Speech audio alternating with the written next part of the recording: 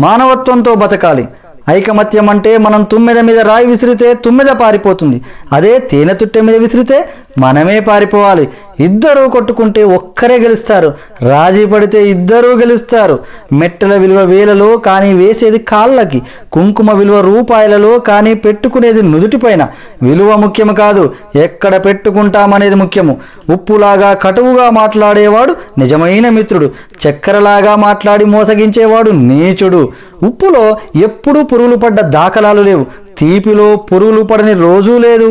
ఏడుస్తూ ఈ లోకంలో అడుగుడుతావు, ఏడిపిస్తూ ఈ లోకాన్ని వదిలి వెళ్ళిపోతావు.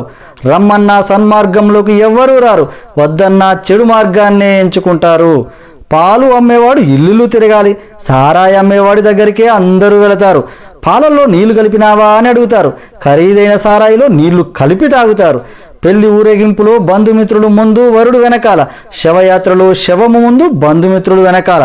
శవాన్ని ముట్టినందుకు స్నానం చేస్తారు, మూగజీవులను చంపి భుజిస్తారు.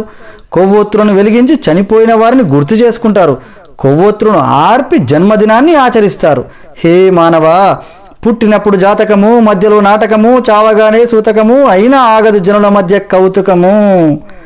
కష్టమొస్తే భగవంతుని కొలుస్తావు, ఆయన నీకు రాబోయే కష్టాన్ని ఆపడు. నిత్యం స్మరిస్తే కొండంత కష్టాన్ని గోరంత చేసి సులువుగా దాటే శక్తి నీకిస్తాడు.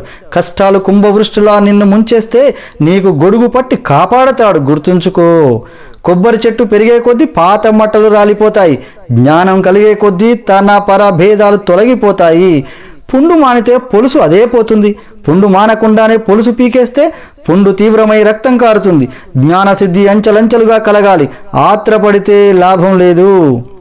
సముద్రం అంత సమస్య వచ్చిందని దిగులు పడకు, ఆకాశమంత అవకాశం కూడా ఉంది. తలెత్తి చూడు ముందు, నీపై నీకు నమ్మకం కావాలి. నీపై నమ్మకం నీకు బలం, నీపై అపనమ్మకం అవతల వారికి బలం. నీ బలం ఎవరికీ తెలియకపోయినా నీవు బతికేయచ్చు, నీ బలహీనత మాత్రం ఎవ్వరికీ తెలియనివ్వకు. నిన్నుగా బతకనివ్వరు. మరణం అంత మధురమైనదా? ఒక్కసారి దాన్ని కలిసిన వారు వదిలిపెట్టలేరు. ప్రకృతి కూడా అదంటే ఎంత పక్షపాతం. ప్రాణం పోయిన జీవుల్ని నీళ్లలో తేలుస్తుంది, ప్రాణం ఉన్న జీవుల్ని నీళ్లలో ముంచుతుంది. నీ పరిసరాలను ఎంత శుభ్రంగా ఉంచినా నీకు అనారోగ్యం రావచ్చు.